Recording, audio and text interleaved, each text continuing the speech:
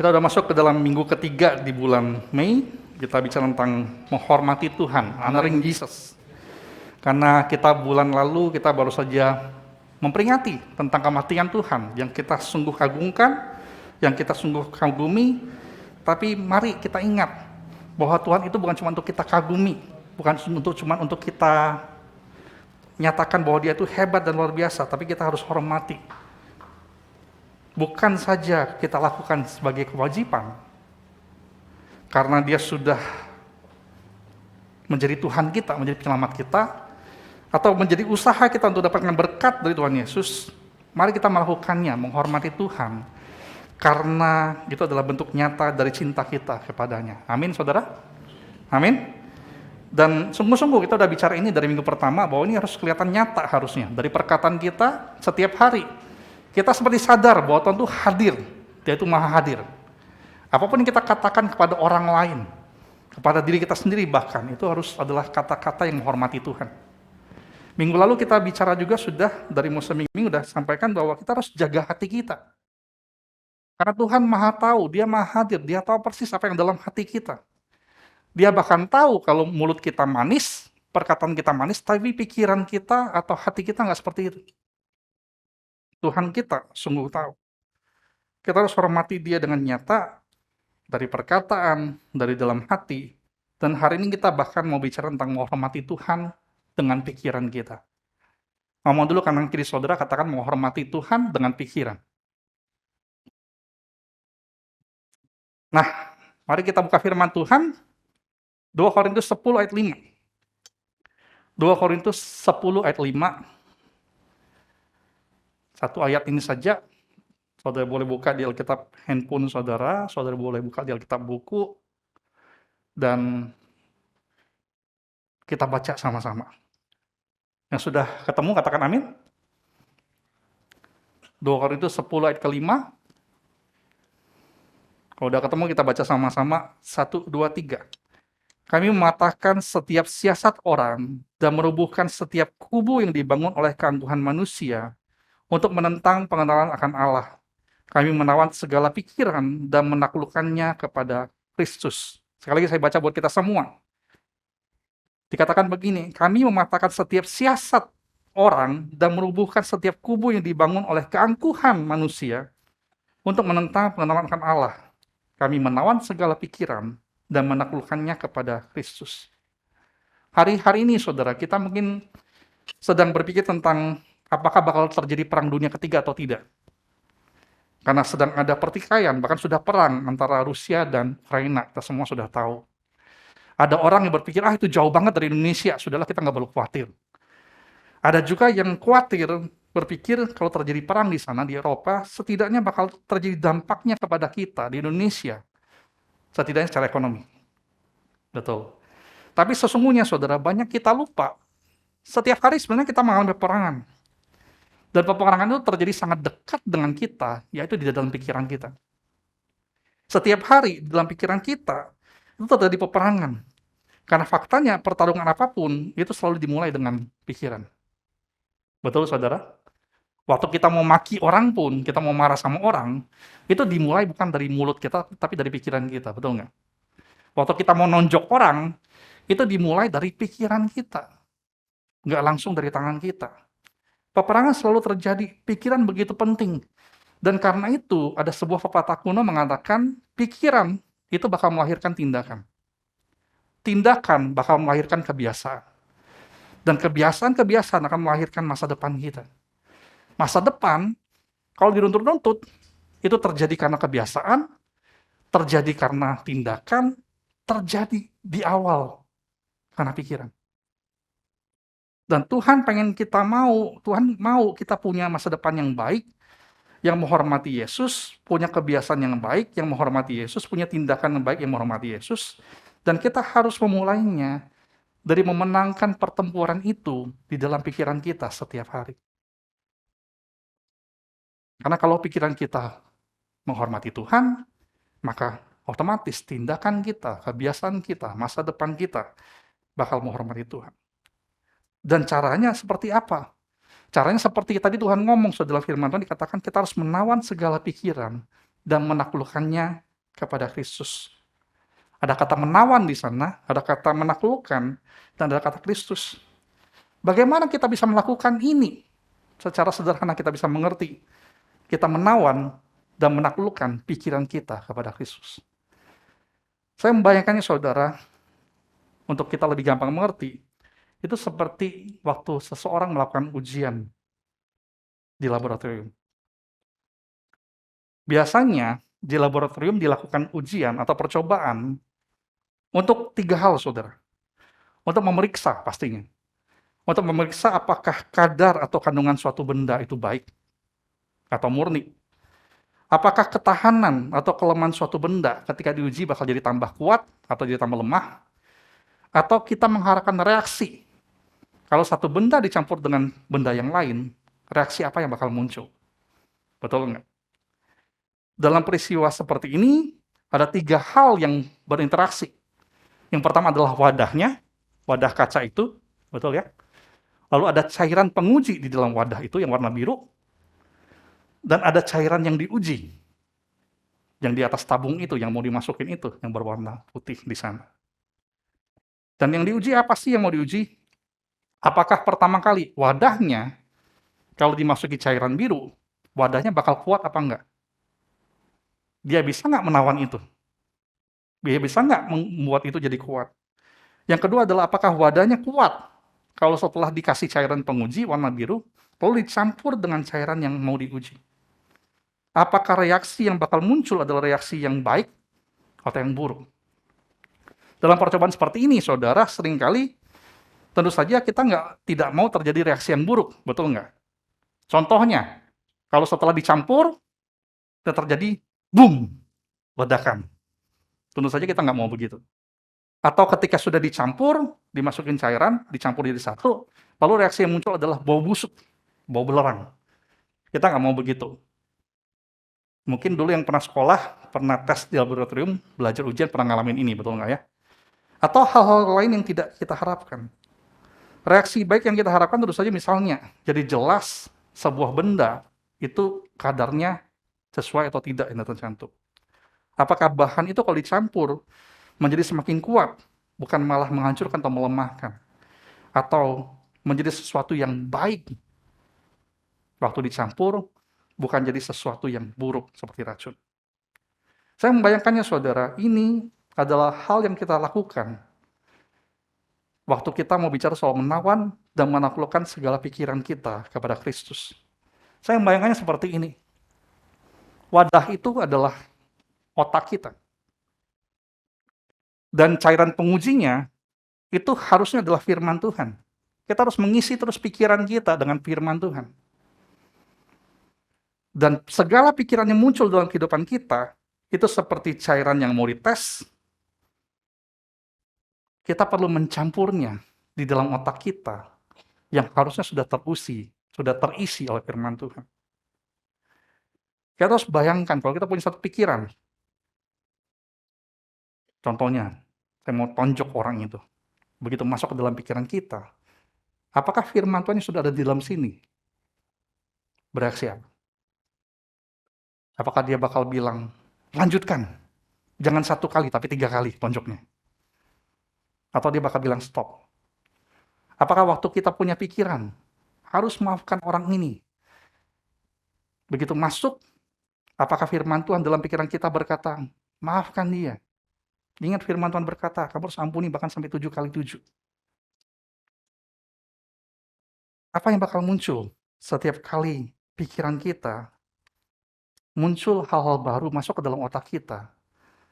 Itu bakal sangat tergantung, sekali lagi, dengan apakah kita rutin mengisi otak kita dengan firman Tuhan. Tadi khotbah di Youth, tadi jam 9, saya suruh mereka buka Alkitab kan di handphone, seperti kita tadi lakukan. Lalu saya ngomong sama mereka jujur, begini deh, siapa yang punya Alkitab di handphonenya? Saya suruh minta mereka angkat tangan. Semua angkat tangan, punya. Alkitab di handphone semua punya. Lalu saya tanya berikutnya, siapa yang hanya buka Alkitab aplikasi itu di handphone hanya pada hari Minggu? Lalu 97% semua angkat tangan. Saya nggak tahu yang kita yang dewasa seperti apa. Saya berharap jadi lebih baik. Lalu saya ngomong sama mereka begini, kalau saudara pengen punya pikiran yang menghormati Tuhan, nggak ada cara lain, kita harus mengisi otak kita dengan firman Tuhan lebih sering. Saudara tidak perlu baca Alkitab tuh banyak kok, saudara, terus terang. Saya tadi ngomong sama anak-anak youth, saya baca Alkitab kurang lebih cuma 3-5 setiap pagi. Dan 5 menit di malam hari saya baca Amsal. Nggak banyak. Tapi kalau kita isi itu pelan-pelan, sedikit demi sedikit pelan-pelan, lama-lama pikiran kita bakal penuh dengan firman Tuhan. Dan bahkan saudara nggak perlu hafal. Menghafal itu sangat baik. Tapi saya menemukan bahkan ada banyak ayat yang saya tidak pernah hafalin. Bisa muncul sendiri di dalam pikiran kita waktu ada pikiran-pikiran yang buruk masuk ke dalam otak. Waktu tiba-tiba terpikir, sudahlah, males. Kalau ada ayat yang ingetin. Waktu mau punya pikiran buruk, mau lakukan ini, ada ayat yang ingetin. Ayat-ayat yang bahkan saya nggak pernah hafalin. Tiba-tiba muncul. Mengapa? Karena ada Roh Kudus yang bakal bisa ingetin apa yang kita sudah pernah baca, saudara. Saya nggak bakal suruh saudara begini, baca Alkitab setiap hari ya, lalu dihafal setiap hari satu ayat. Ya bagus juga. Tapi percayalah saudara, kalaupun kita nggak hafal, bakal ada Roh Kudus yang bakal ingatin kita waktu ayat itu butuh muncul dalam pikiran kita. Dan ini yang kita perlu lakukan, saudara. Kita perlu, kalau kita mau menaklukkan, menundukkan segala pikiran di dalam Kristus, kita perlu lakukan persis seperti ini. Otak kita perlu selalu diisi dengan cairan pengujinya, yaitu firman Tuhan. Nah, secara praktis, setidaknya menurut ayat tadi, ada dua jenis pikiran yang kita perlu uji dengan firman Tuhan setiap hari. Yang pertama adalah menguji siasat yang muncul. Dan siasat itu dalam bahasa Indonesia berarti cara bekerja atau strategi. Setiap hari kita bekerja, kita beraktivitas, kita masak di rumah, kita mengurus anak, atau kita bekerja di kantor, atau kita berusaha, tentu saja kita bakal mikir setiap hari tentang bagaimana caranya supaya saya bisa lakukan sesuatu dengan lebih baik. Betul nggak? Gimana caranya supaya jualan saya jadi lebih banyak? Gimana caranya supaya hasil saya jadi lebih bagus, lebih efektif? Itu adalah sebuah kebiasaan yang baik, saudara. Kita mikirin strategi, mikirin siasat, mikirin cara bekerja. Namun sesungguhnya, walaupun Tuhan tentu ingin kita lebih berhasil, lebih sukses, lebih untung, namun tentu saja Tuhan tidak ingin kita menggunakan segala cara untuk mencapainya. Tuhan tentu saja tidak ingin kita menggunakan segala siasat. Apapun yang bisa kita lakukan, termasuk dengan cara-cara yang tidak memuliakan Dia. Setuju, saudara? Setuju? Tentu saja Tuhan tidak mau kita mendapatkan hasil yang baik, yang lebih banyak, yang lebih efektif, kalau kita melakukannya dengan cara menipu orang. Dengan cara memfitnah orang lain, supaya kita jadi naik. Atau merugikan orang lain. Tentu saja Tuhan mau kita tidak tergoda untuk memakai segala cara yang kita bisa pikir, tapi Tuhan mau kita selalu mengujinya dengan firman Tuhan. Dan pada masa kini, bahkan iblis punya siasatnya sendiri, saudara. Iblis tidak lagi sekarang memberikan pada kita pertentangan antara apa yang benar dan salah. Kalau iblis kasih tahu kita ini yang benar, ini yang salah, kita bakal gampang, pilih yang benar. Betul ya? Kalau pilihannya ini benar, ini salah, kita bakal pilih yang mana? Yang benar. Tapi iblis zaman sekarang dia sudah lebih pintar, dia perhalus. Dia bakal kasih kita dua opsi dalam pikiran kita, yaitu ini yang benar, ini yang mudah.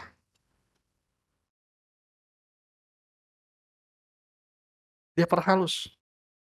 Dan kita perlu mengujinya hati-hati dengan pikiran kita ini penuh firman Tuhan.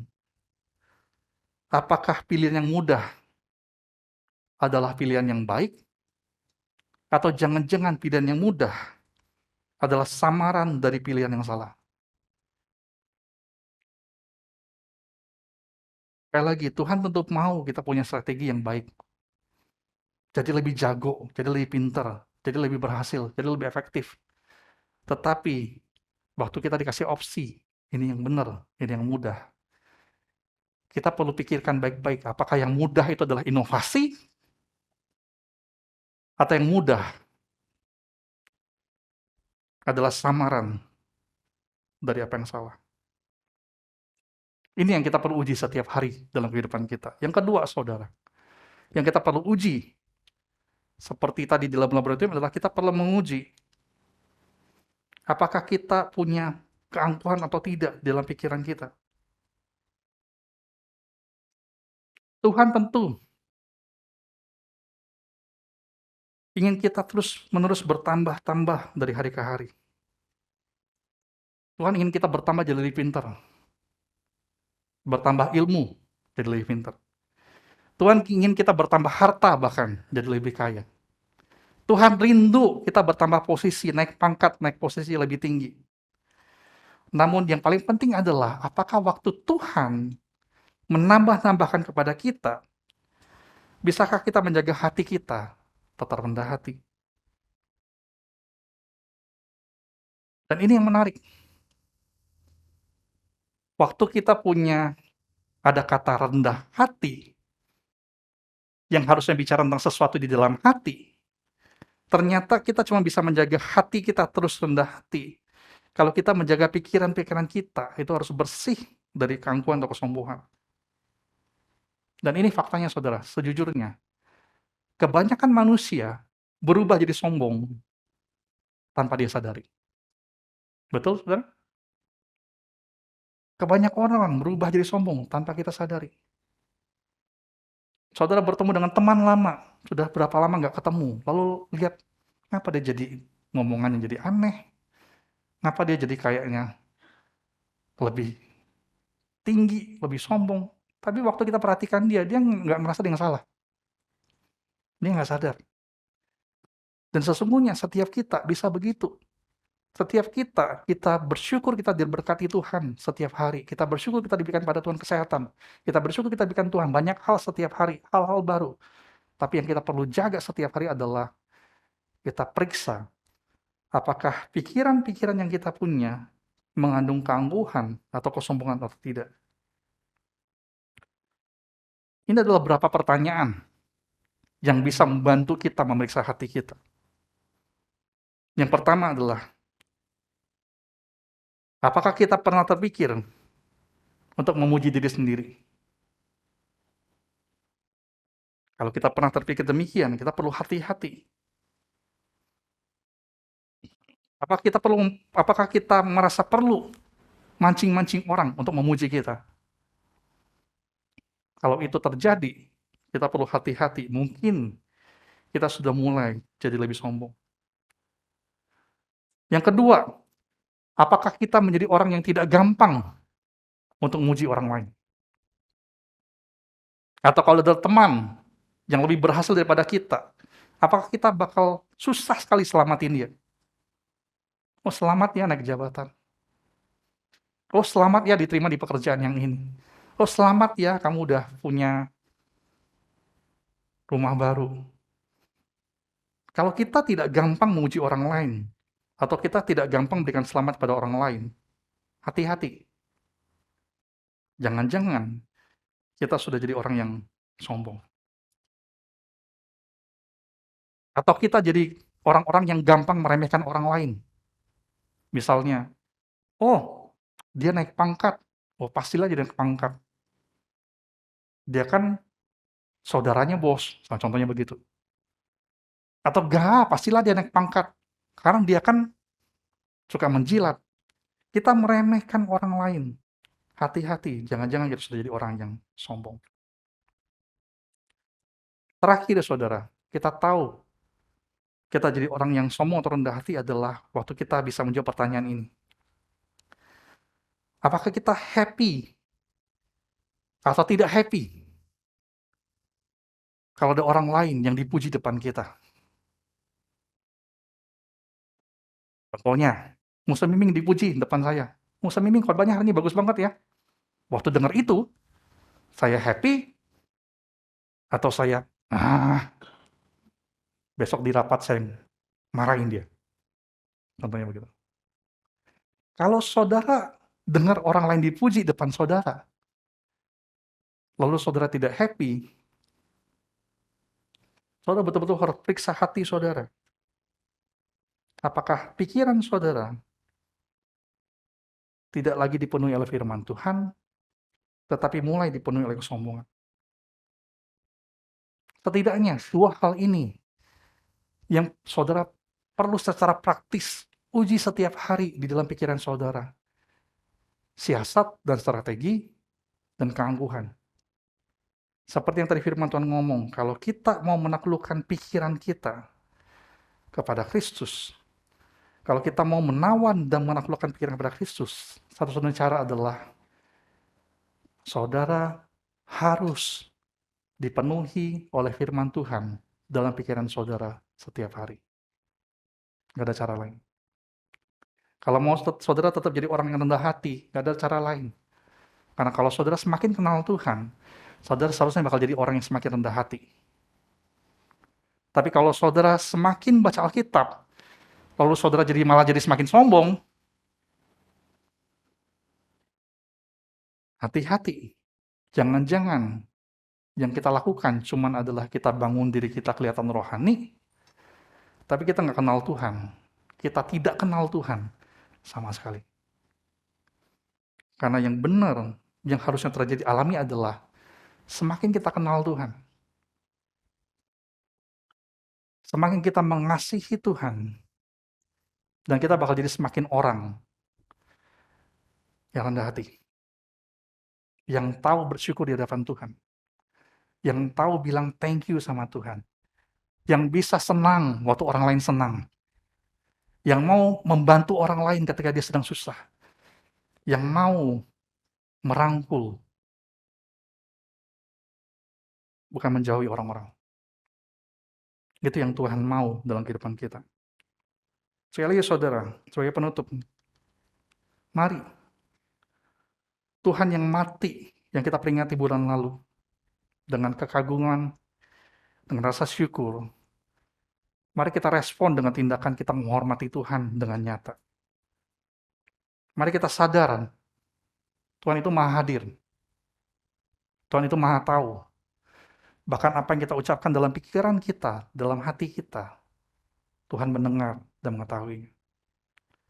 Mari kita menghormati Tuhan dengan perkataan, dengan hati kita, dengan pikiran kita, yang meskipun orang nggak tahu, tapi kita tahu persis bahwa kita punya Tuhan yang maha tahu. Amin.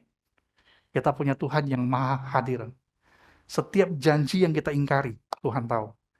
Setiap pengampunan yang kita tidak berikan, Tuhan tahu. Setiap kewajiban yang tidak kita laksanakan, Tuhan tahu. Mari kita melakukannya sesuai dengan yang benar, bukan apa yang mudah. Karena kita menghormati Tuhan dengan nyata. Amin. Mari kita berdoa.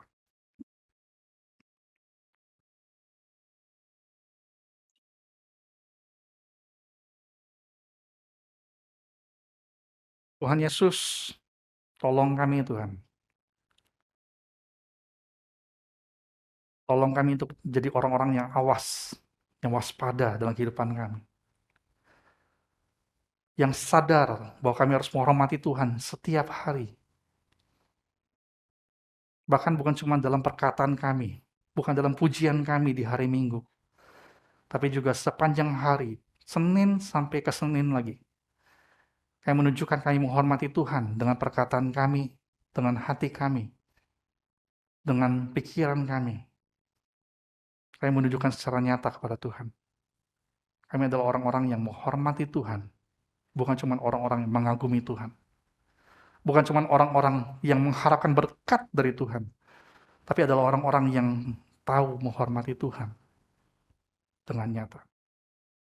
Tuhan sertai kami, Tuhan kuatkan kami. Tuhan pulihkan kami. Kalau kami sedang dalam situasi di mana kami jadi lebih sombong, Tuhan buat kami jadi lebih rendah hati. Kalau kami mulai ada keangkuhan, Tuhan murnikan hati dan pikiran kami. Pakai orang-orang sekitar kami untuk menegur kami, untuk mengembalikan kami. Kalau kami adalah orang-orang yang tidak menjaga perkataan kami dengan layak, Tuhan ampuni kami. Tuhan tolong kami, supaya kami bisa menghormati Tuhan, bahkan dengan perkataan kami juga. Ini kami Tuhan Yesus, sertai kami, biarlah 2 minggu ke depan, kami bakal terus belajar menghormati Tuhan dengan nyata. Ini kami Tuhan Yesus, dalam Tuhan Yesus kami berdoa, sama-sama kita katakan, amin. Tuhan berkati kita semua.